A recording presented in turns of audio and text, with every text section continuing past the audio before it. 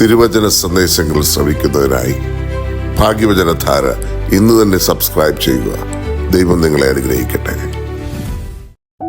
ത്രിയേക ദൈവത്തിന്റെ വലിയ തിരുനാമത്തിന് മഹത്വമുണ്ടായിരിക്കട്ടെ. ഭാഗ്യവചനധാരയിലേക്ക് ഏവർക്കും സ്വാഗതം.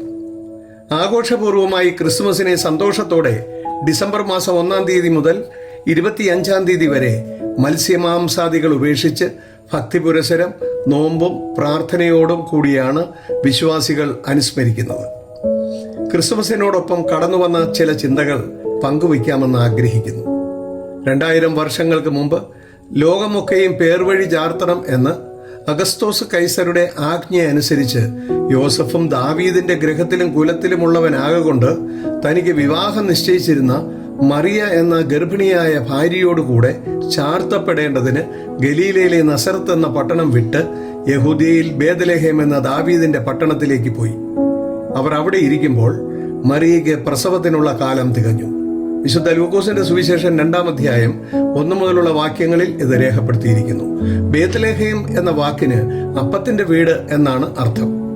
ലോക ജനതയ്ക്ക് ജീവൻ നൽകുന്ന അപ്പമാകുവാൻ സ്വർഗത്തിൽ നിന്ന് ഇറങ്ങി വന്ന ജീവനുള്ള അപ്പമാകുന്ന യേശുവിന് അപ്പത്തിന്റെ ഭവനത്തിൽ ജനിക്കുവാൻ സത്രത്തിൽ പോലും ഇടം ലഭിക്കാതെ പല വിധത്തിലുള്ള പ്രയാസങ്ങളും ബുദ്ധിമുട്ടുകളും സഹിച്ച് പരിശുദ്ധ കന്യകമറിയാം ലോകരക്ഷകനും യഹൂദന്മാരുടെ രാജാവുമായ യേശു കുഞ്ഞിനെ കാലിത്തൊഴുത്തിലെ പുൽക്കൂട്ടിൽ ശീലകൾ ചുറ്റി കിടത്തി.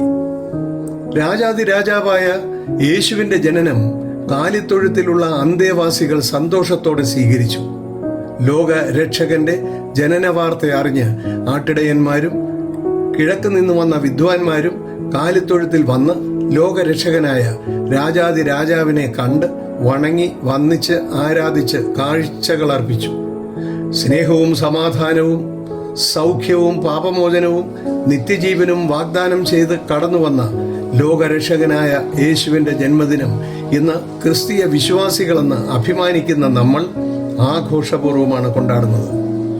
ലോകരക്ഷകനായ യേശുവിന്റെ ജന്മദിനം ആഘോഷിക്കുവാൻ വിശ്വാസികളെന്ന് അഭിമാനിക്കുന്ന നമ്മൾ 2000 വർഷങ്ങൾക്ക് മുമ്പ് യേശുവിന് ജനിക്കുവാൻ ഇടം കൊടുത്ത കാലിത്തൊഴുത്തിലെ പിൻതലമുറകളിൽപ്പെട്ട ലക്ഷക്കണക്കിന് മൃഗങ്ങളെയും പക്ഷിവർഗത്തിൽപ്പെട്ടവരെയും കൊന്നു തിന്നുന്നത് ഒരു വിരോധാഭാസമായി നിലനിൽക്കുന്നു.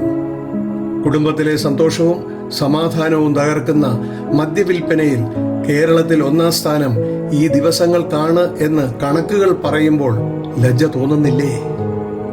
ബൈബിളിൽ ഉൽപ്പത്തി പുസ്തകം 1-ന്റെ 27-28 വാക്യങ്ങളിൽ പറയുന്നു, ഇങ്ങനെ ദൈവം തന്റെ സ്വരൂപത്തിൽ മനുഷ്യനെ സൃഷ്ടിച്ചു, ആണും പെണ്ണുമായി അവരെ സൃഷ്ടിച്ചു.